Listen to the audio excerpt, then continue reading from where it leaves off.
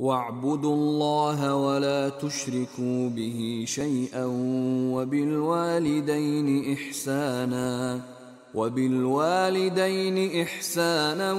وَبِذِي الْقُرْبَى وَالْيَتَامَى وَالْمَسَاكِينِ وَالْجَارِ ذِي الْقُرْبَى وَالْجَارِ الْجُنُبِ وَالصَّاحِبِ بِالْجَنبِ وَابْنِ السَّبِيلِ وَمَا مَلَكَتْ أَيْمَانُكُمْ ان اللہ لا يحب من كان مختالا فخورا۔ اور خدا ہی کی عبادت کرو اور اس کے ساتھ کسی چیز کو شریک نہ بناؤ، اور ماں باپ اور قرابت والوں اور یتیموں اور محتاجوں اور رشتہ دار ہمسایوں اور اجنبی ہمسایوں اور رفقائے پہلو یعنی پاس بیٹھنے والوں اور مسافروں اور جو لوگ تمہارے قبضے میں ہوں، سب کے ساتھ احسان کرو، کہ خدا احسان کرنے والوں کو دوست رکھتا ہے